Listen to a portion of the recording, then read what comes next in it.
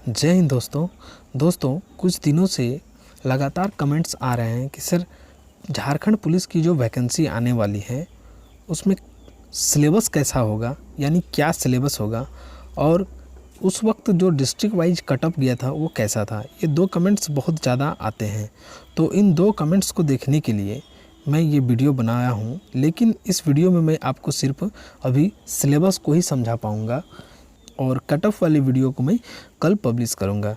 तो दोस्तों सबसे पहले हम लोग देखते हैं कि सिलेबस 2015 में क्या था और उसी के आधार पर आप अनुमान लगा पाएंगे कि आगामी सिलेबस क्या होने वाली है 2000 अभी जो आने वाली है 21 या 22 में वैकेंसी।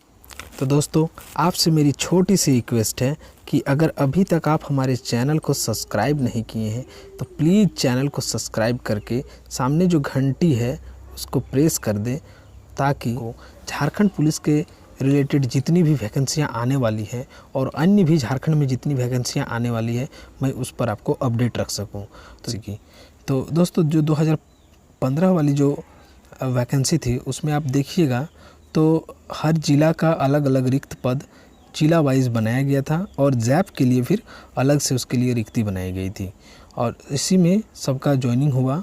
और इसका जो वेतनमान होता है दोस्तों वो देख लीजिए कि झारखंड पुलिस बल और जैप के लिए, यानी जैप और ज़िला दोनों के लिए जो वेतन बैंड होता है वो PB1 के अंतर्गत 5200 से 20,200 और ग्रेड पे 2000 वाली होती है। और इसकी जो क्वालिफ़िकेशन होती है दोस्तों वो झारखंड राज्य के शिक्षण संस्थान से 10वीं कक्षा उत्तीर्ण होना मांगता है। और अभी भी नियुक्ति संशोधन जो हुआ है नियुक्ति नियमावली में उसमें भी यही कहा गया है कि अगर आपको झारखंड से बाहर आपने शिक्षा लिया है तो फिर आप इसके एलिजिबल नहीं होंगे। हाँ, आरक्षण नीति से आच्छादित होने वाले कैंडिडेट को छोड़कर बाकी लोग अगर झारखंड के बाहर अगर पढ़ाई किए हैं मैट्रिक का तो फिर वे इस फॉर्म को नहीं भर पाएंगे। दोस्तों वीडियो को लाइक करें और शेयर करें, ये काम आप जारी रखें क्योंकि अब हम 2015 की जो परीक्षा का स्वरूप था उसको देखेंगे।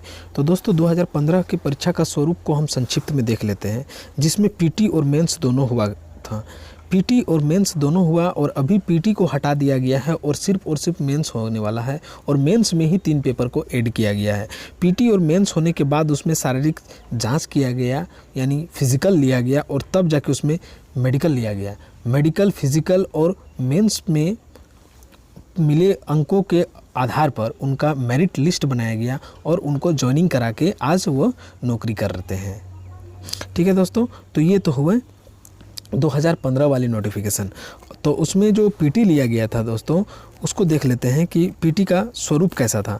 तो उसमें कुल 100 प्रश्न थे, जिसमें सामान्य ज्ञान और न्यूमेरिकल एबिलिटी जो है पूछा गया था 100 संख्या में टोटल। ठीक है, और इसका जो स्तर था दोस्तों वो 10th पर था। तो ये तो हो गया पीटी का। अब हमें पीटी देखना नहीं है क्योंकि इसको हटा दिया गया है। हटा देने का मतलब ये नहीं है कि ये क्वेश्चन ही नहीं पूछेगा, जी नहीं दोस्तों, क्वेश्चन पूछेगा। यही क्वेश्चन जो है वो मेंस में अब डाल दिया जा रहा है। अब आप पूछेंगे कैसे, तो देखिए मेंस में अब 3 पेपर होने वाले हैं, जिसमें से पहला पेपर जो है दोस्तों वो आपका रहेगा हिंदी और इंग्लिश का, यानी 50 हिंदी। फर्स्ट पेपर में हिंदी और इंग्लिश होने वाले हैं और इसमें से आपको 50 और इसमें से आपको 50, यानी दोनों से 50-50 अंक पूछे जाएंगे। और 50-50 में से आपको सिर्फ 30% अंक लाके पास होना है, यानी 50-50 क्वेश्चन होगा और 30% अंक लाना है। ये अंक जो है दोस्तों ये आपका मेरिट में नहीं जुड़ेगा, लेकिन आपको इस पे पास करना बहुत ही आवश्यक होगा, क्योंकि अगर आप इसमें पास नहीं करते हैं तो आपको जो आने वाली जो पेपर है, यानी कि पेपर 2 और पेपर 3 जो है वो आपकी जांच नहीं होगी। इसी के आधार पर आपको वो छांट दिए जाएंगे। चाहे आप पेपर 2 और पेपर 3 में आपका एग्ज़ामिनेशन कितना भी अच्छा क्यों ना गया हो, लेकिन अगर आपका पेपर 1 में 30% से कम मार्क्स आ रहा है तो आपको अगला पेपर में कॉपी जो है वो नहीं जांची जाएंगे दोस्तों। तो इस बात को ध्यान रखें और मिनिमम जो पेपर 1 है मुख्य परीक्षा का, उसको आपको 30% लाना ही होगा।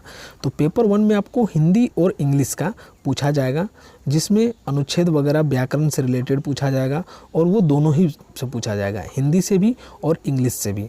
और जो पेपर 2 है दोस्तों, अभी जो होने वाली है पेपर 2, उसमें आपको क्षेत्रीय और जनजातीय भाषा, पेपर 2 में लोकल लैंग्वेज को और पूछा जाएगा। लोकल लैंग्वेज मानी कि क्षेत्रीय और जनजातीय भाषा से रिलेटेड क्वेश्चन पूछे जाएंगे, और आपका इसमें प्राप्तांक जो होगा वो मेधा सूची का निर्धारण में एक भूमिका निभाएगा दोस्तों।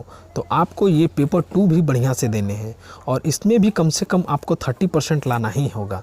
30% से अबव लाते हैं तब जाके आपका वो मेरिट लिस्ट में फिर जुड़ेगा। आप जितना मार्क्स लाएंगे उसी के आधार पर कैलकुलेशन किया जाएगा दोस्तों।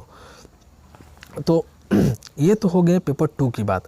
अच्छा, पेपर 2 में अलग अलग क्षेत्रीय वाइज लोकल भाषा को निर्धारण किया गया है, यानी कि हर जिला का अलग अलग अपना क्षेत्रीय भाषा और जनजातीय भाषा डिसाइडेड किया गया है।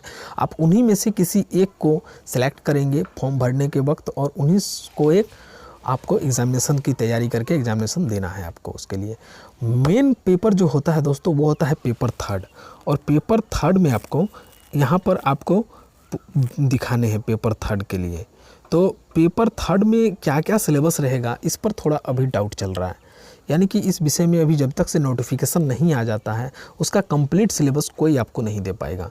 हाँ, इस पर अनुमान लगाया जा सकता है, और इसमें अनुमान इस आधार पर लगाया जा सकता है दोस्तों कि पिछला जो वैकेंसी आया सीजीएल का, उसका एक अलग सिलेबस होता है, लेकिन फिर भी उसमें Jharkhand GK, computer, reasoning, math, ये 4-5 उसमें कंपोनेंट होते हैं, 5 कंपोनेंट्स होते हैं, और उनसे क्वेश्चन पूछा जाता है, जो कि एज इट इज़ 2019 का विज्ञापन में भी वही था और अभी के विज्ञापन में भी वही है।